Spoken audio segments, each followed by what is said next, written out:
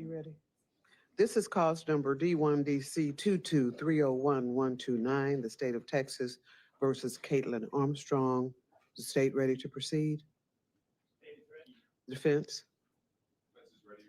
All right. Let me ask the council approach the bench prior to us bringing the jurors in.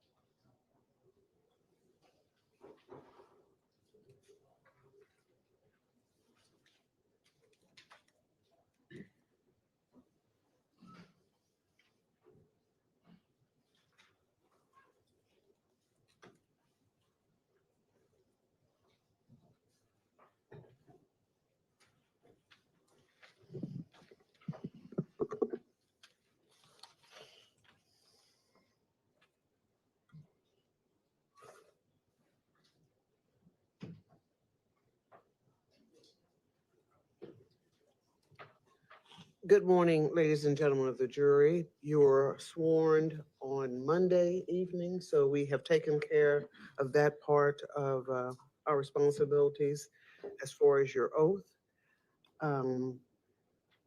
And I extend the greetings to you on behalf of all the parties.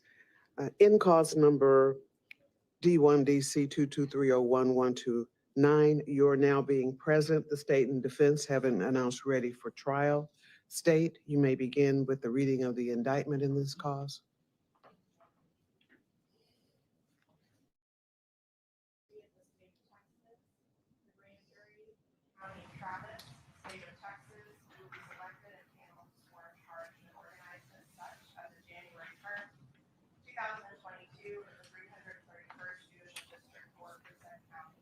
On its oath presents in and to said court and said term, that Kaitlin Armstrong, on or about the 11th day of May, 2022, and before the presentment of this indictment in the county of Travis and state of Texas, did then and there cause the death of Anna Mariah Wilson, an individual, by shooting the said Anna Mariah Wilson with a firearm.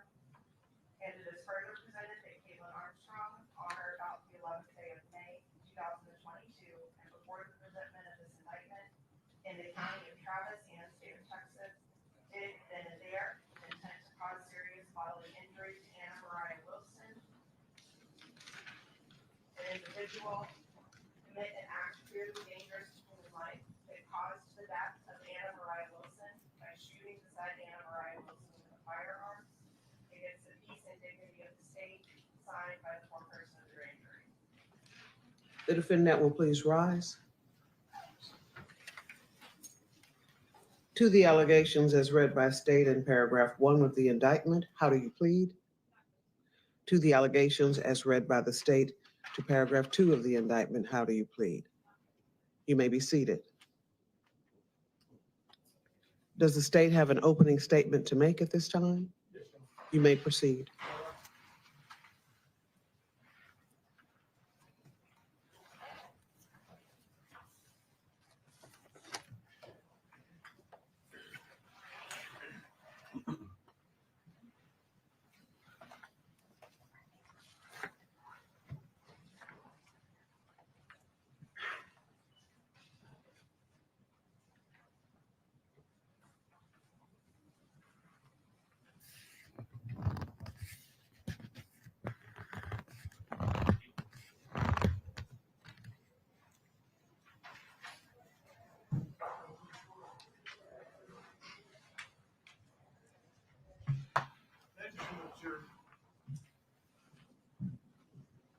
This case is about Anna Mariah Wilson.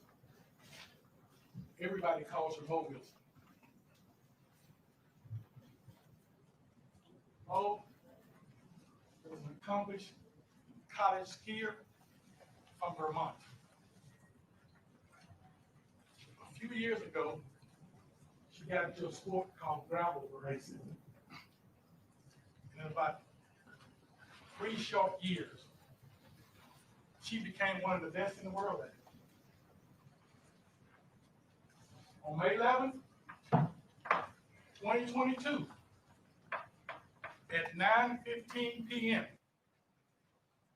in Austin, Texas, the last thing Mo did on this earth was scream in terror. You hear those screams. There's a surveillance camera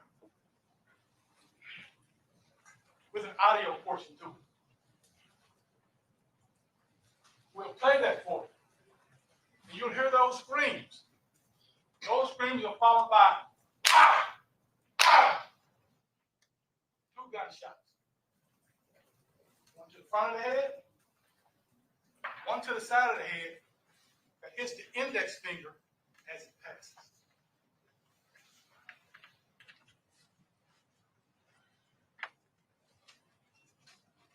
You won't hear any more screams out there.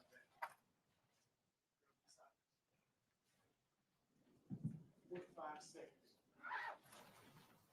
We intend to prove to you, you witness the next year, after 4 or 5 seconds silence, Kaitlin Armstrong stood over Mo Wilson and put a 3rd shot right in Mo Wilson's heart. 9:15 p.m. Good morning. Great job. Representative State of Texas. Along with my co-counsel, Mr. Gonzalez, Mr. Stewart, Ms. Jenny Sullivan, Mr. Rob Drummond, who will join us at some point. We intend to present to you approximately 40 witnesses from this witness chair to give you evidence over the next 4 to 5 days. We're going to start by giving information about 3 key players. Number 1, we know this. 25-year-old college grad from Vermont, up and coming pro gravel racer. Second key player, college stripper, who's a professional gravel racer who lives right here in Austin, Texas. The third player is Kaitlin Armstrong, the defendant, who lived with Colin. They had an on-again, off-again romantic relationship. And it was business partner. They had a business of real estate business, refurbishing trailers. Through these witnesses, we're going to give you background on Colin and Kaitlin's relationship. They met in October of 2019 and began a romantic relationship in October 2019. You heard from Colin that at some point, 2021, around the freeze, she moved in with Colin. You hear that as a result of that business, they shared an iPad and a laptop that was connected to Colin's phone. iMessages from his phone is available on those documents, on those 2 apparatus. And you'll hear from Colin that the relationship was on again, off again, and you will hear that when the relationship was off, they both dated other people, but they continued to live together. And then we'll give you some more background on Colin. During one of the off-again periods in October of 2021, Colin began dating a romantic relationship with Mo Wilson. Colin is going to tell you that he had to confront Kaitlin Armstrong, communicate, calling Mo Wilson on her cell phone. You'll even see cell phone data. Colin is going back and forth with Kaitlin about calling Mo Wilson. And he sends her a text that says, WTF, with regard to her calling Mo Wilson. And you'll hear Colin tell you that he changed Mo Wilson's name to Christine Walls in his cell phone in an attempt to secret his communication with Mo Wilson. Because he'll tell you that after they dated, they remained friends. And you'll hear background on Kaitlin Armstrong as well. One of the things you'll hear is she was not happy with his relationship. Colin still communicated with Mo Wilson after their romantic relationship ended. You'll hear testimony from some of Kaitlin Armstrong's friends. And you'll hear that not only did she share that iPad and laptop with Colin, but she had access to his text messages through iMessages on those documents.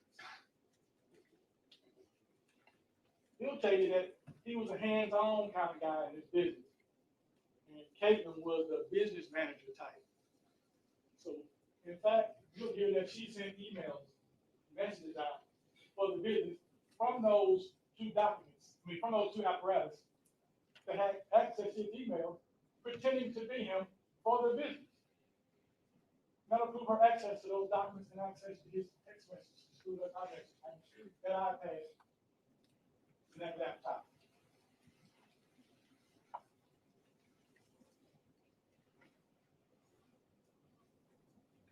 When you see text messages, when you see cell phone evidence of that phone call that Kaitlin made to Mo Wilson in October 2021.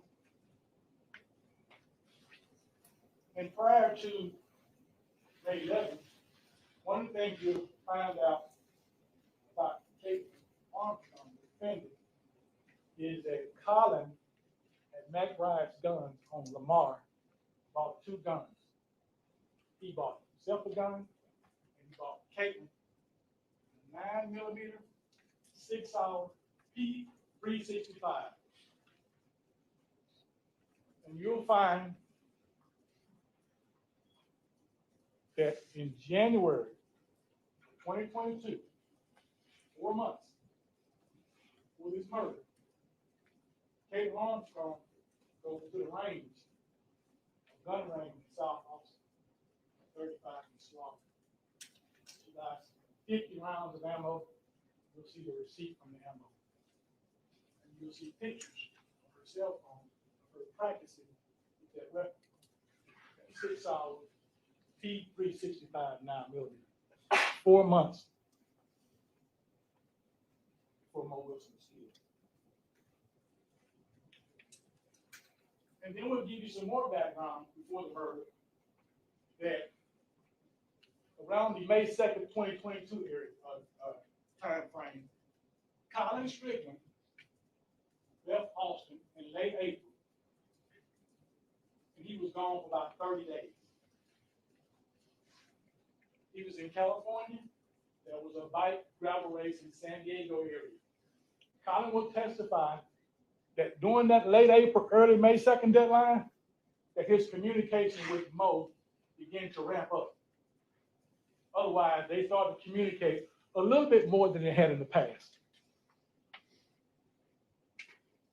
And during this time period, when Colin's out on the road in California, texting Mo more, you would learn from his witness chair that Kaitlin Armstrong is back home in Austin near that laptop and that iPad that has access to iMessages to his information. Now, some very important things happened on May 2nd. A couple of things.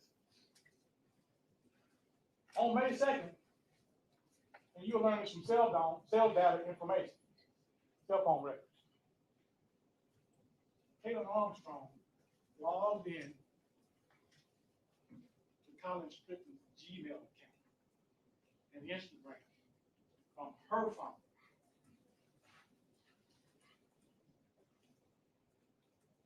So she had access to his information. And another important thing happened on May 2nd. Kaitlin Armstrong on her phone, you get the record,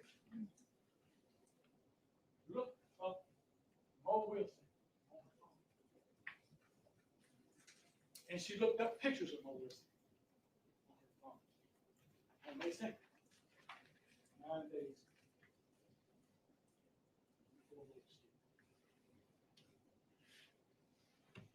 And you'll learn that Colin leaves California and goes to Arizona, Tucson, I believe. And that Kaitlin decides to fly to Arizona after looking up Mo on this. She gets to Arizona, and her and Colin drive back. They arrived back in Austin on May 9th. Colin and Kaitlin from Arizona, they drive back, make stops along where they arrive back on May 9th. And one of the things that Kaitlin Armstrong does on May 9th,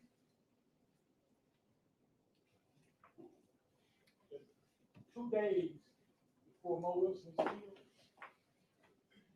she looks her up on an app called Strava. Strava app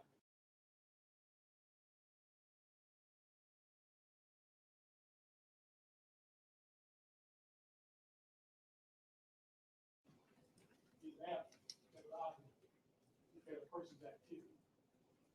Now, you learn from Strava people that the Strava app has a safety feature. You can put the safety feature on. When you're leaving home, you can post your ride through the mountains. But put the safety feature on, it starts a few blocks from your home. If you don't put the safety feature on, it gives a pretty close general location of where you begin your ride and where you end your ride. And you'll learn from the testimony from the witness here that when Mo Wilson was in Austin, she did not activate her safety feature. She posted ride, you can see where it began. Now on May 9th, she's looking up her on Strava. She was moving her on the second. Now, Mo's not here yet, because on May 10th, the very next day, as she's looking up, Mo shows up in Austin for a gravel locos race in Rica, Texas. It's a 157-mile race. She was favored to win.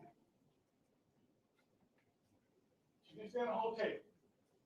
She stayed with a friend, Kaitlin Cash. We call her Cash. Cash stayed in a garage apartment at 1708B Maple Drive. 1708, she stayed in B behind the house. It's in East Austin, off MLK. That's where she stayed. She arrived on the 10th. Now, we'll give you some background about what Kaitlin was doing on the 10th. Now, she looked up on the 9th, and on the 10th, May 10th, the day that Mo Wilson arrived in Austin, you'll hear testimony that Kaitlin Armstrong looked up Mo on Strava 4 different times. This is the day before Mo was killed. 4 times. And Strava pretty much tells where you are.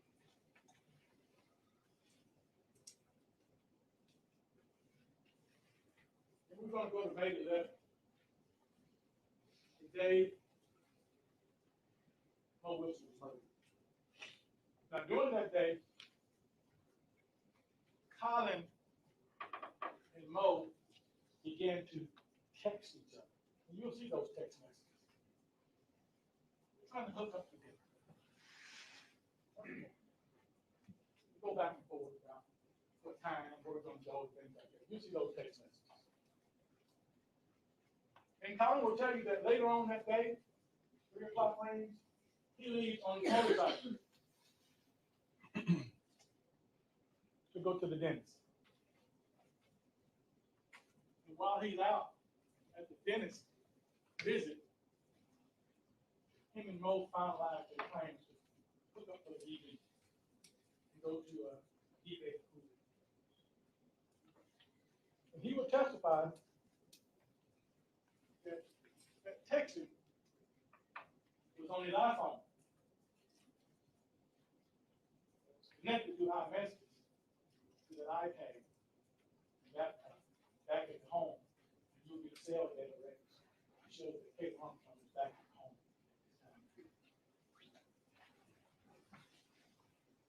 Now, we're going to tell you what Mo Wilson was doing the last day of her life. Before she went swimming, one of the last things she did on this earth was what she loved to do. She went on a 3-mile bike ride from 123, and she arrived back at 423. We know that because she posted it on Strava, and we know that because she'll also be presenting evidence that her cell phone data, which has locations, follows her and shows where she starts and where she goes, her whole route, and what she gets back to. You'll get that evidence from the witness here.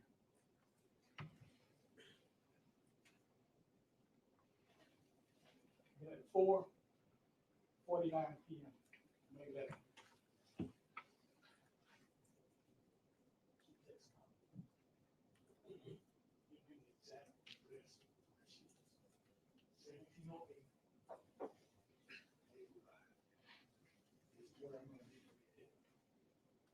You'll get testimony from this witness here. 4:49 p.m. Mo sends that text copy. Kaitlin Armstrong is back home.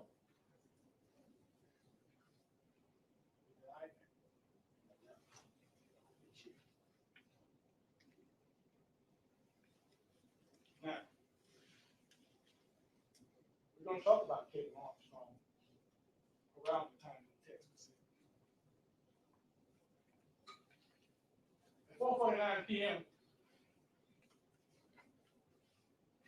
we have text message was sent with the exact location of where Mo Wilson would be on May 11, 2022. The exact location which texted her that 738 Drive. Kaitlin back home. And at 4:54 p.m., 5 minutes. With your testimony, at 5 minutes after that text went to college, Kaitlin Armstrong looks up Mo Wilson on the shot. Looks at that ride from 1:23 to 4:22. You see that. You see Kaitlin Armstrong. So,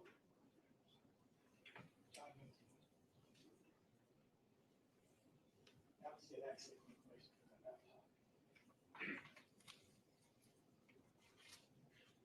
Then we're going to move you along to the evening of May 11th. At 5:43 p.m., Colin picks up Mo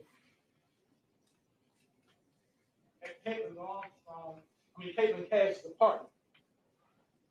They go to the Deep Eddy Pool, and there's a restaurant called Pool Burger across the street. Now,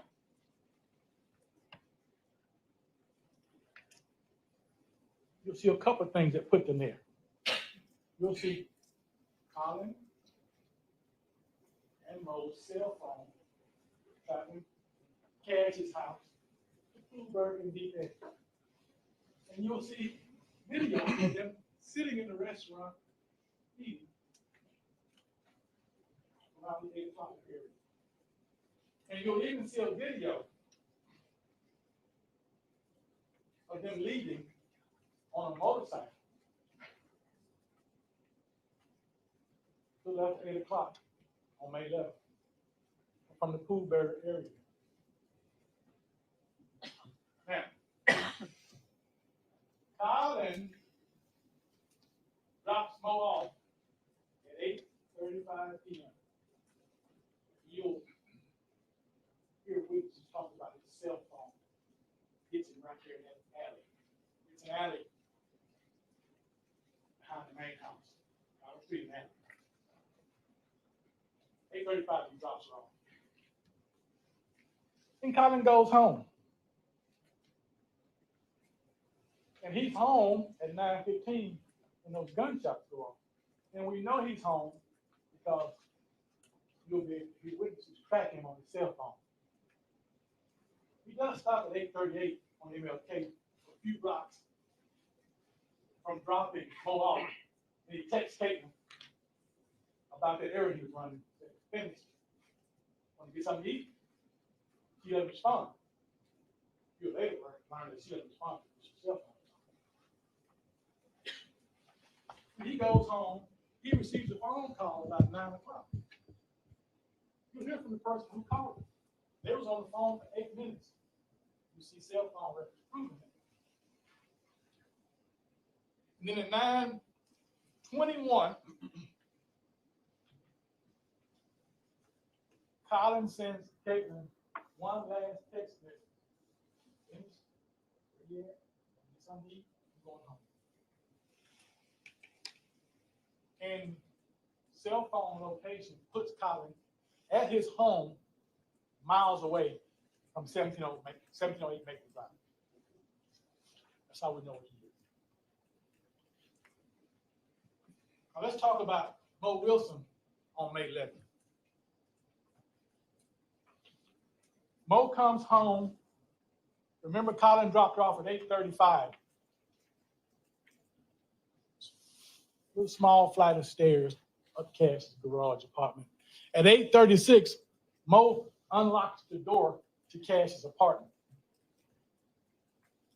And we know that because Cash has an app on her phone that sends her a message when the door is locked and unlocked. Not open and closed, just locked and unlocked. Cash was at dinner. She left her apartment before Mo going to dinner with friends as well. You hear that from Cash. So, she unlocks the door at 8:36. She goes in her apartment. And you were here from cell data expert and cell phone records that from 8:37 p.m., almost a minute after the door opens, she's on her phone.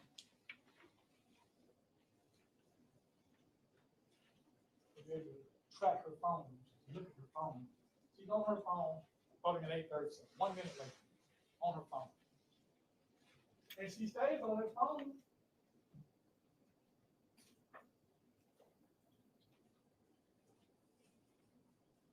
until 9:13. Consequently, you will also learn that within 4 or 5 feet of those stairs, there's a fence and a driveway. You will learn that at 8:37 p.m., 1 minute after she opened that door, Kaitlin Armstrong Jeep is seen going through that alley. 1 minute.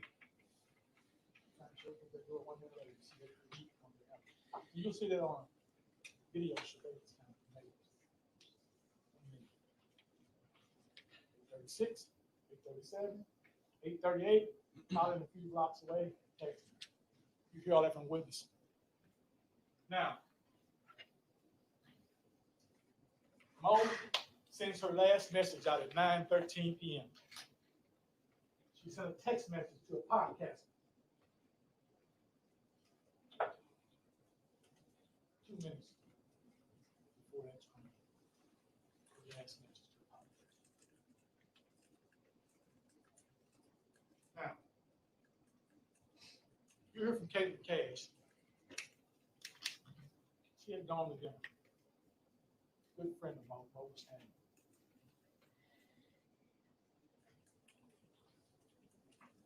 She arrives home and sees Mo on the floor. Just sees her legs. She'll testify.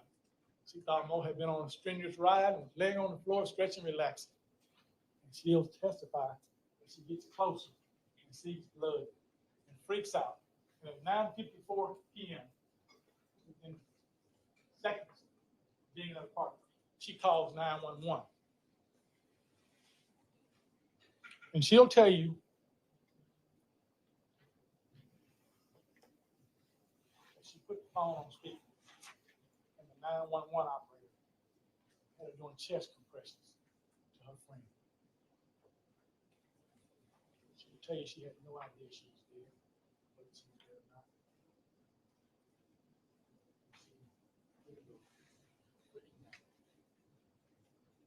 You hear testimony. Press the closest friend's chest about 80 times for 8 to 10 minutes until the first responder showed up and took over.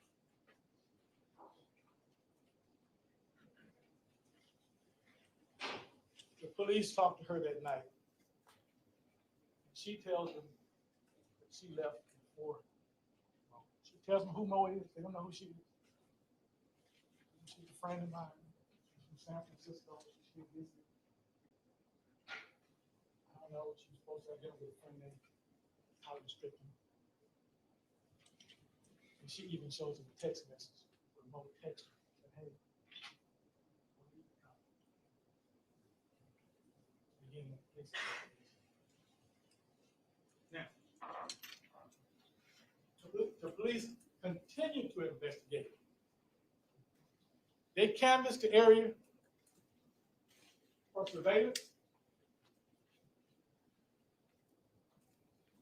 videos, and they locate a black Jeep with a very distinct bicycle rack with 3 racks on it at 8:37 p.m. In an alley, about 5 feet of Cash's stairs. It's a little fence that separates. 8:37. It's a Jeep I was just telling you about, passing that alley. 1 minute I should open that door. We're gonna present evidence to you. That's Kaitlin Armstrong's Jeep.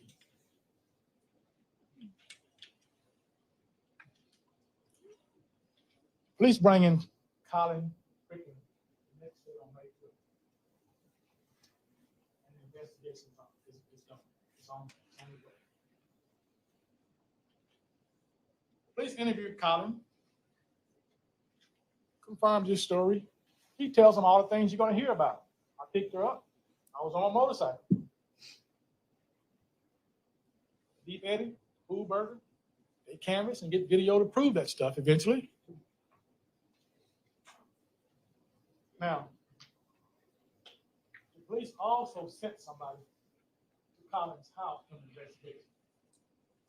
To sit on the house and watch that house while they were interviewing Colin. His name was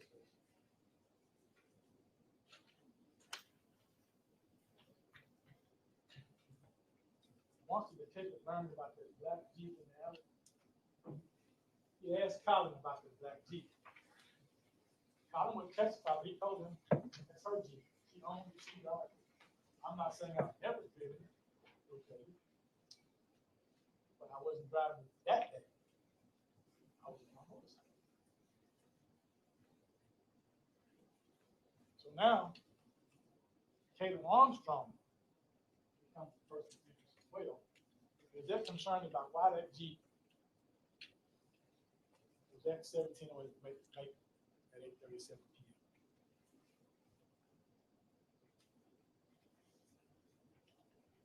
Now, the police go to get Kaitlin Armstrong. They look her up. They find that she got some Class B warrant. They pick her up and they bring her in. And you'll see, when you hear from Detective Connor, who has her in the room talking to her. And apparently, Detective Connor would tell her, yeah, that's some kind of mistake with this woman. The birthday is mixed up or something. Not sure it's you. We're going to release you. You can go. You're free to go. At the same time, the police have got a search warrant for the search of the house. Now, you'll see that when Kaitlin is in that room with Detective Connor, she says, I want to leave. She doesn't get up and leave. Continue to stay there. Detective Connor continues to tell her more about it and ask her questions. I just want to hear your side of the story, and you tell me why your Jeep is at Sandy's murder.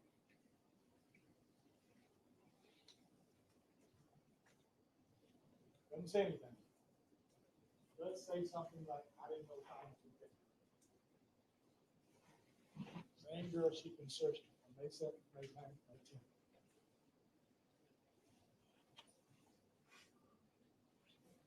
And eventually, they do release her from the police station that day. There is no explanation why the Jeep is there. Now, from that search warrant at Colin and Caitlin's home, they find two things that are very important to this case. Two guns. One, Smith, Colin's gun. They find a 9mm 6-hour P365 that belongs to Kaitlin Armstrong. That gun is later identified through ballistics as a firearm that was used to kill Murd3r. Now, after this interview, May 13th, some important things happen. You'll see Kaitlin Armstrong on a video camera at CarMax in South Austin, near their home. She goes to CarMax and she sells her Jeep for $12,000. You'll see a video of her in CarMax.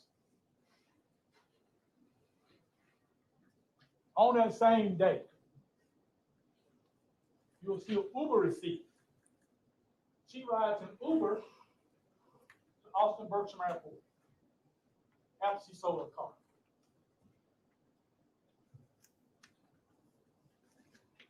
And you'll also be presented evidence.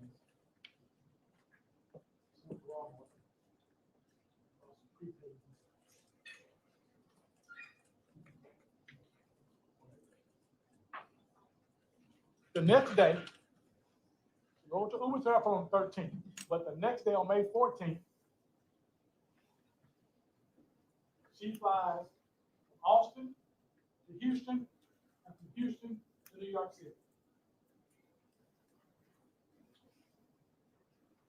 You see the flight receipts. And you'll learn that on May 18th, a few days later, and you'll also learn that she has a sister, Kaitlin Armstrong, that lived in New York, New Jersey. On May 18th, you'll be presented testimony of her going online, using her credit card, her email, buying a plane ticket to Costa Rica with her sister's name listed as the passenger on May 18th. And on that same day, she flies to Costa Rica using her sister Kaitlin Armstrong passport. She goes to Costa Rica and assumes a different identity. On June 22nd, while in Costa Rica, she has plastic surgery. You'll see the medical record of Dr. Padilla. She spends $6,425 to change her appearance. You'll also see before and after photos in those medical records. That's on June 22nd. A few days later, on June 29th, the U.S. Marshals locate Kaitlin Armstrong in Costa Rica. Have no jurisdiction, notify the local authorities. Get together, they work it out. And a few days after June 29th, Kaitlin Armstrong is returned to the United States.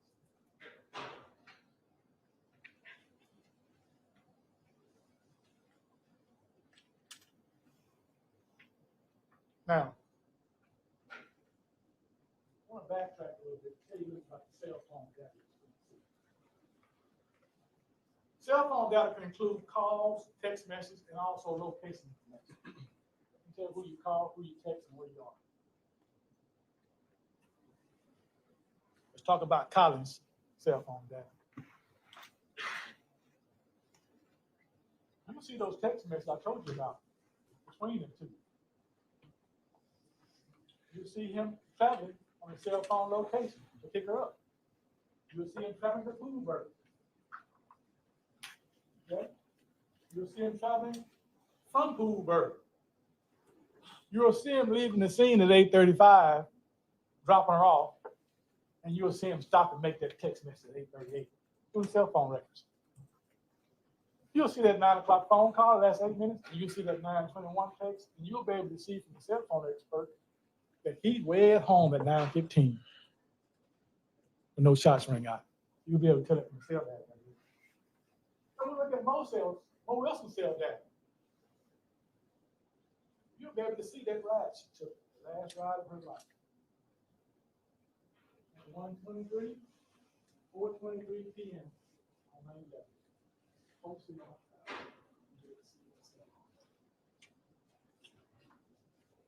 see it. It was C. Read the text message. 4:49 p.m. It's 17.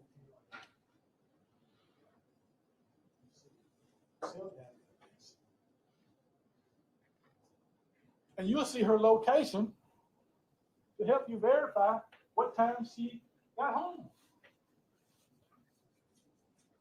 You got Cash's information saying it goes over 8:36. You'll be able to look at the cell data to see if it also says she got home at 8:36. You'll be able to see that to verify. You also see that from 8:37 to 9:13, she was on her phone in an apartment.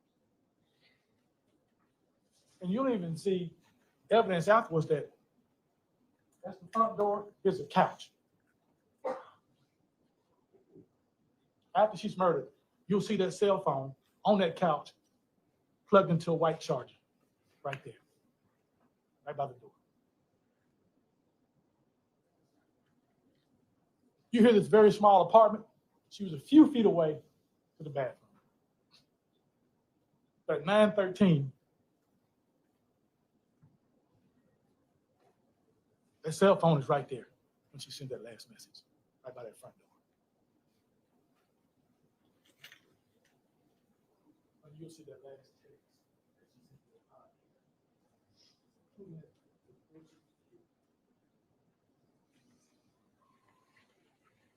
You'll see Kaitlin Armstrong cell phone. These cell phone people tell you they can get your stuff from your cell phone, unlike your cell phone, through the cloud, all kind of ways. You'll see her cell phone and a GPS that I'm going to tell you about is in her Jeep. You'll see them traveling earlier that day, side by side, so you can verify the accuracy of it. And you'll also see from the cell phone people that at 7:30 p.m., 7:30 p.m. on May 11th, turn the cell phone on. Turn it off. By the way, June 29th, U.S. Marshals gathered, Costa Rica. Right, cell phone, on phone. What cell phone evidence? And also,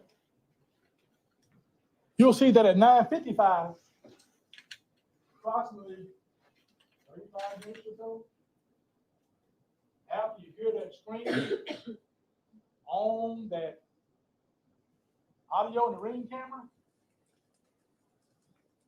her cell phone is turned back on.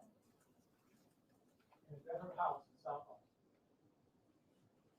You'll see location after that cell phone. And you'll learn that on May 27th,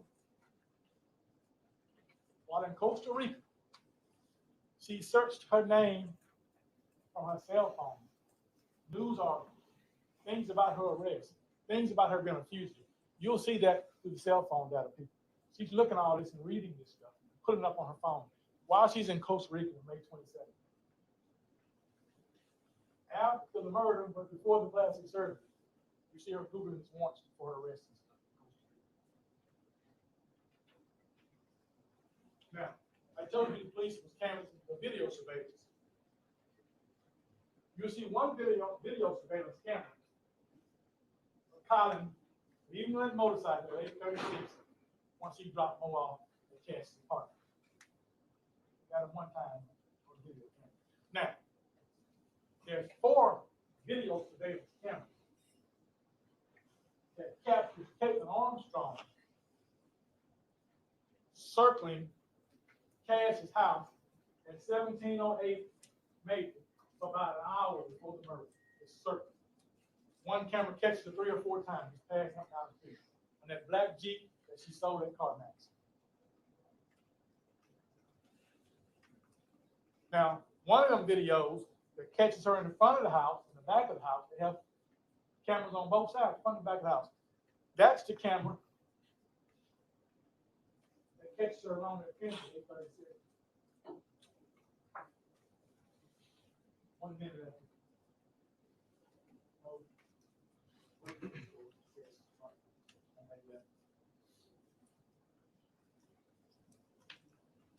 Now, you will find that many cars, and this Jeep here had an infotainment center. And within that infotainment center, there's GPS.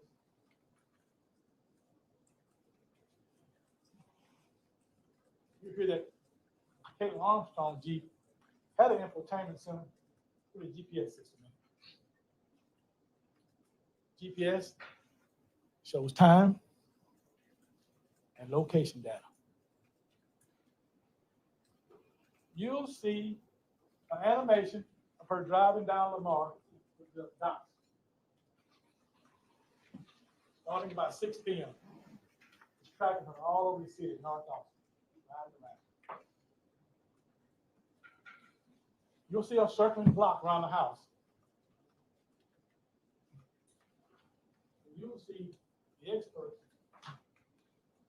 look at the video ring time, GPS on the Jeep time to verify the accuracy. For example, GPS says she's on this street, ring time says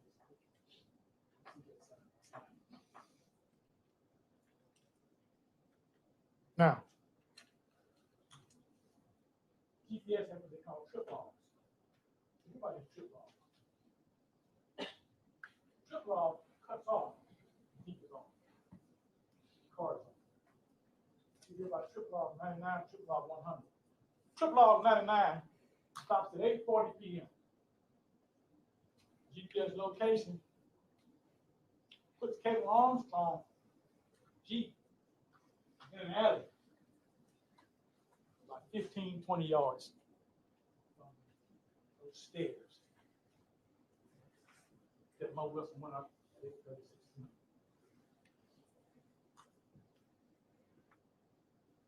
GPS y'all will testify that at 9:17 p.m., 2 minutes after those fatal shots, trip log 100 starts. That Jeep starts up, starts to move. 2 minutes later, just 20 yards from the stairs to the Jeep. It's parked up at 8:40, no activity, turned off. 2 minutes after the murder, that Jeep is back home and it's gone. And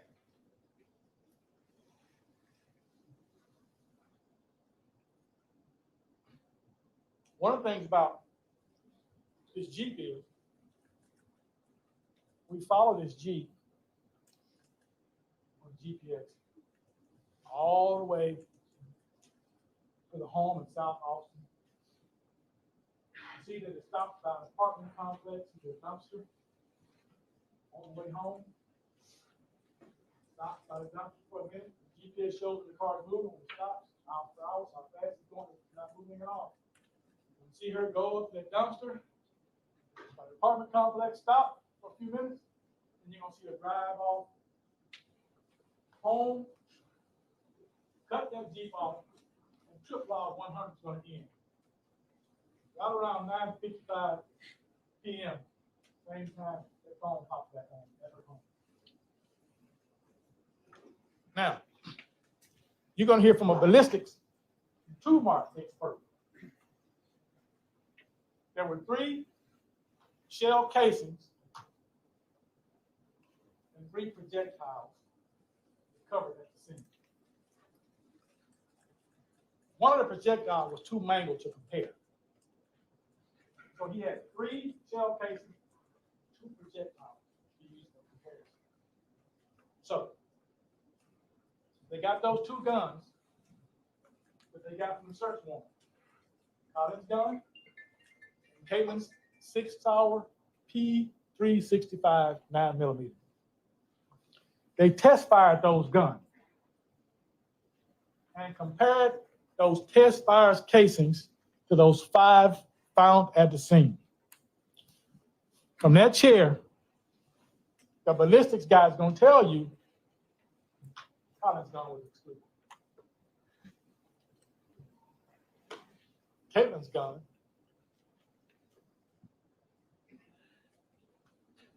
were identified. The result will show that those casings, test casings, were identified as being the same expired for that gun. That's what he's going to testify. That 6-hour P365 9mm, the same gun fired those cases. The 7.85.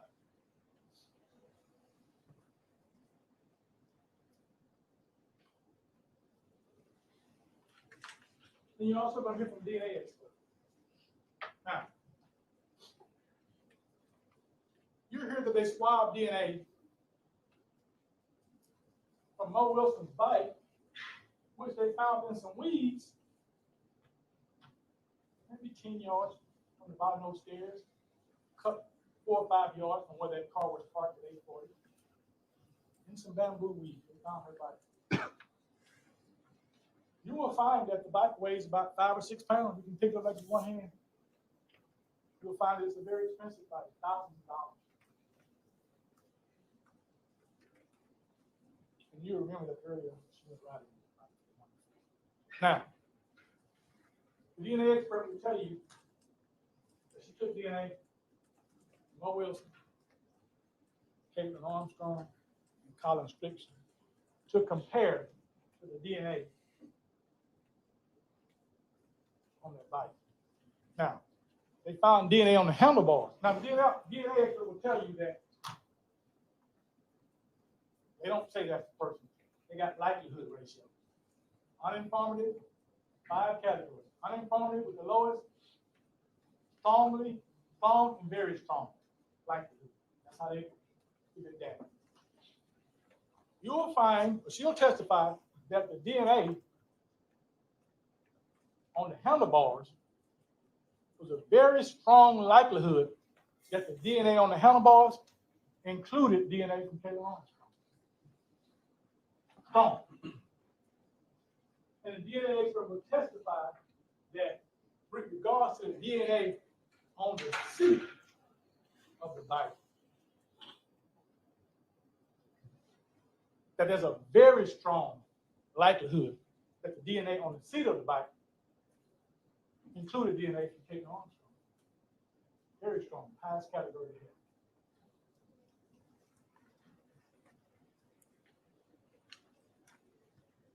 And on October 11th, 2023, 19 days before this trial began, you're going to hear testimony that Kaitlin Armstrong escaped from the Travis County Jail.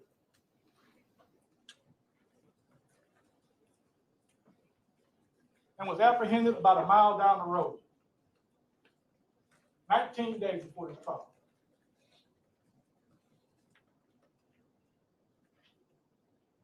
When we present this evidence to you through these 40 witnesses here,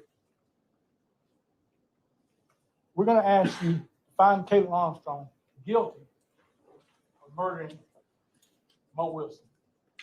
Thank you so much for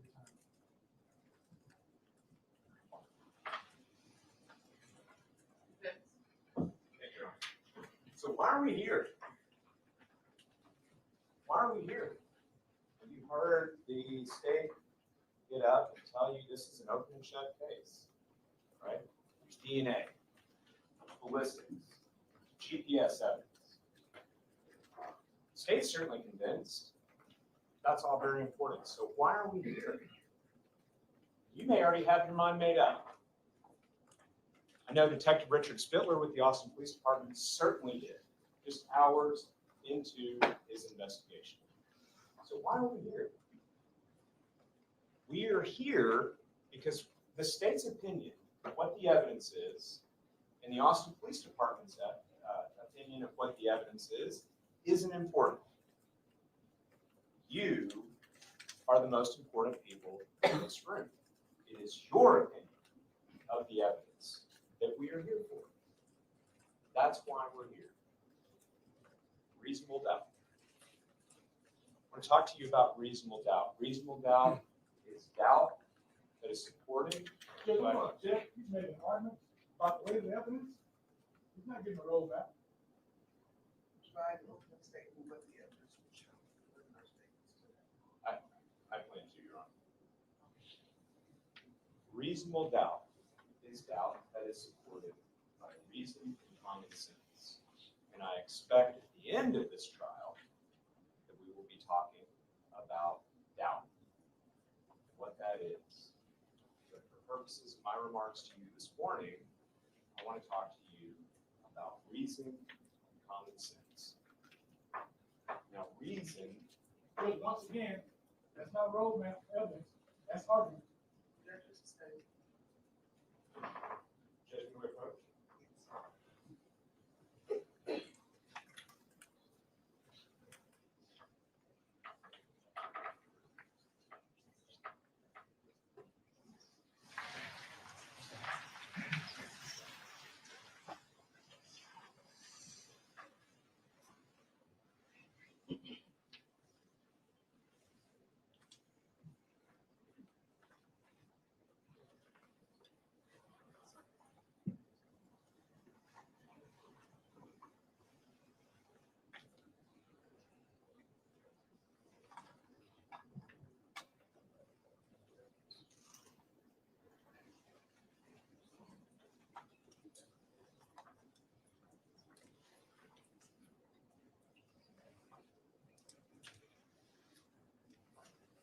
And the state just discussed with you what you will see, what you will hear about,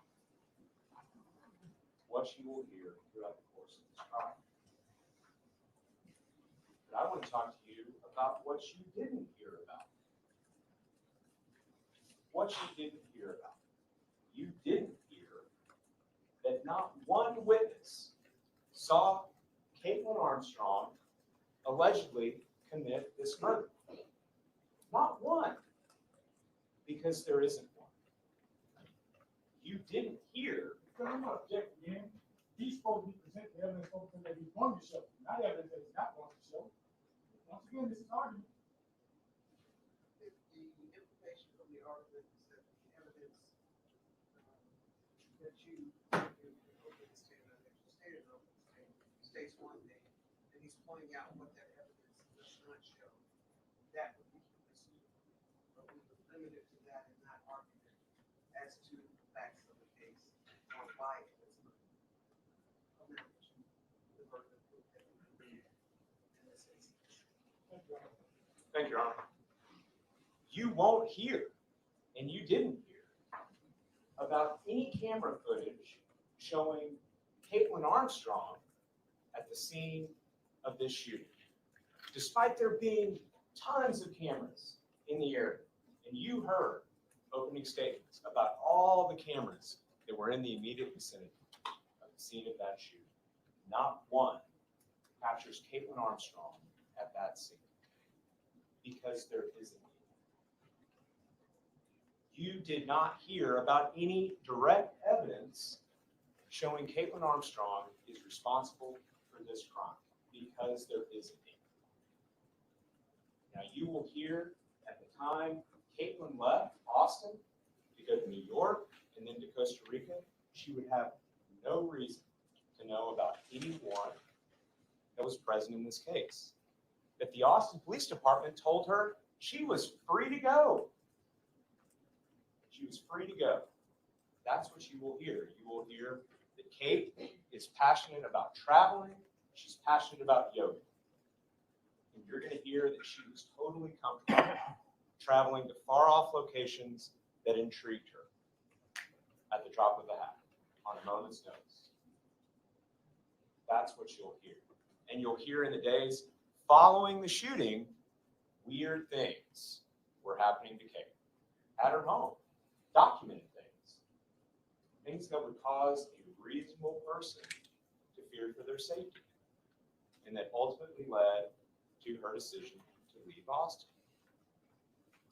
You're going to hear people among us who are weak to begin with, who are troubled to begin with, who are damaged to begin with, are more likely to fall into that kind of state of reaction, an attempt to retreat.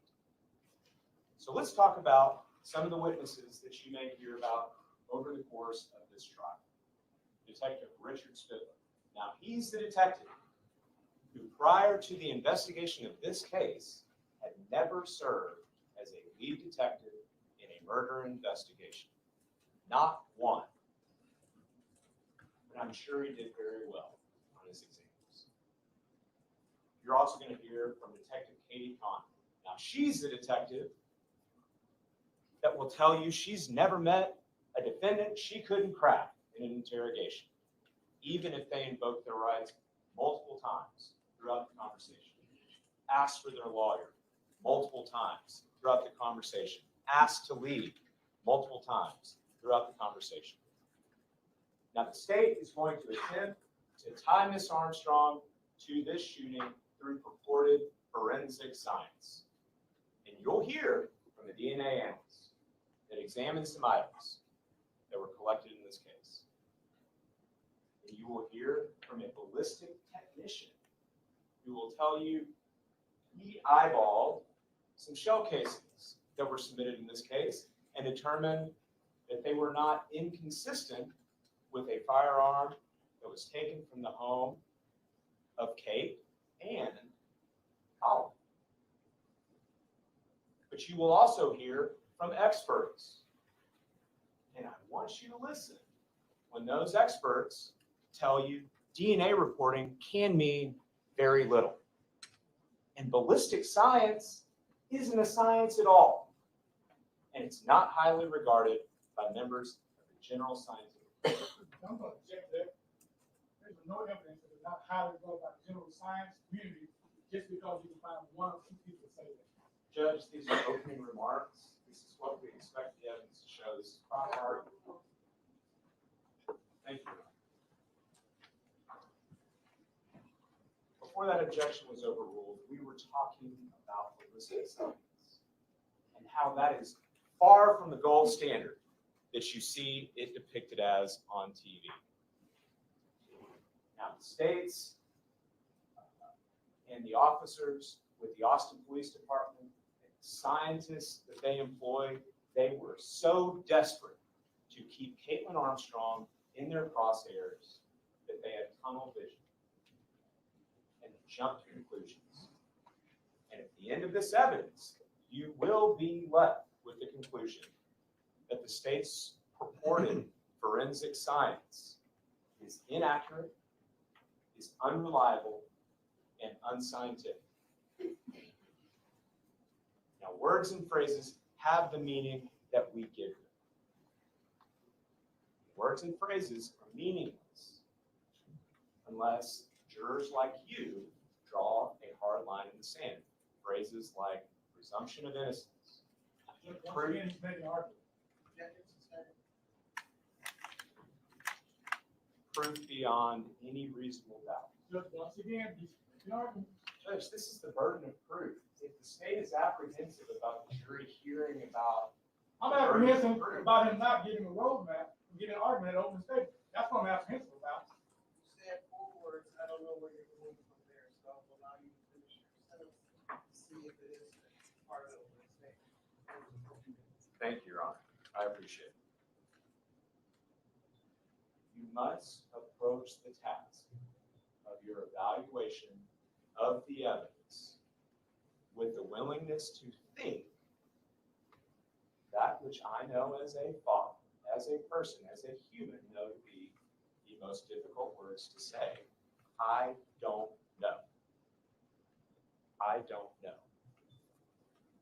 And I want you to approach that task. So once again, he's talking about how the jury weighs evidence. He's not talking about the foundation of the claim, what he expects to prove. Judge, this is appropriate argument. Your Honor, I didn't get it.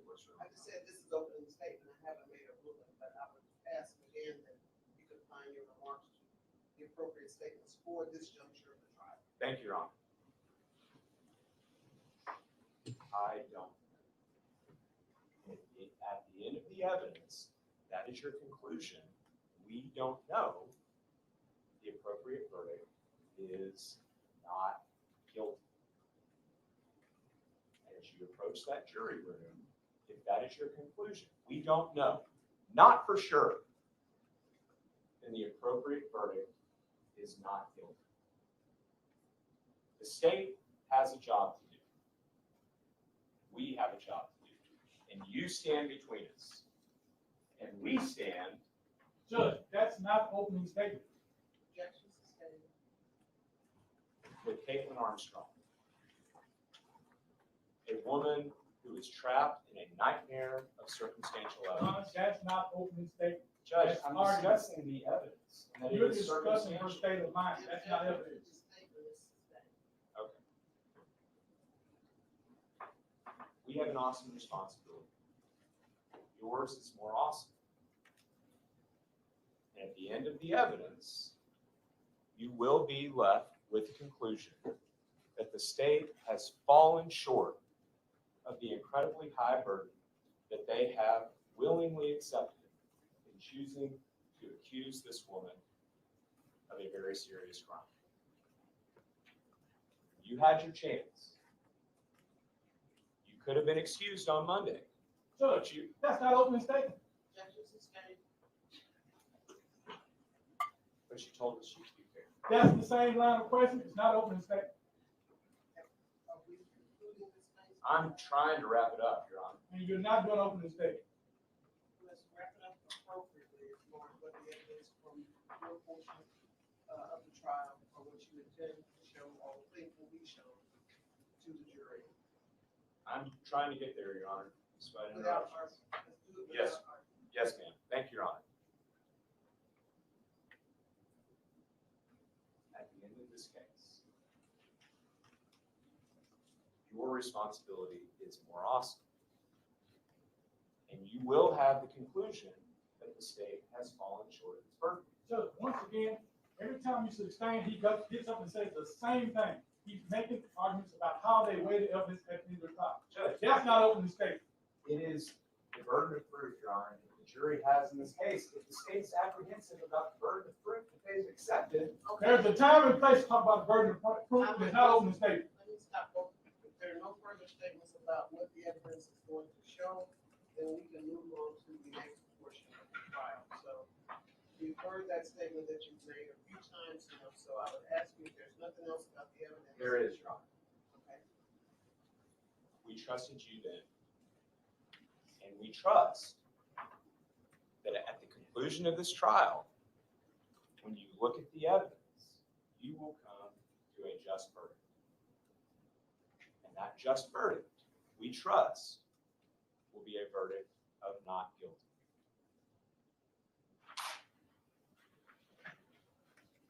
Ladies and gentlemen, the jury will take I'll say a 15-minute break before we start the testimony of the case.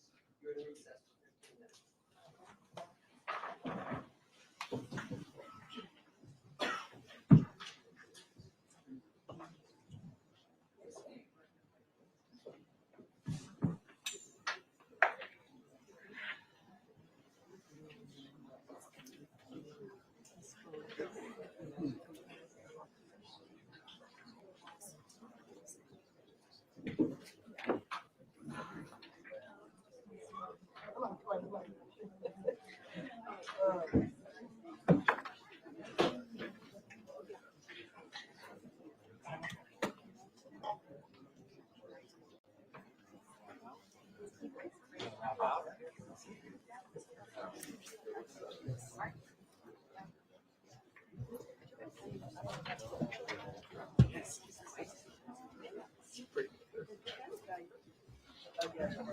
Solid.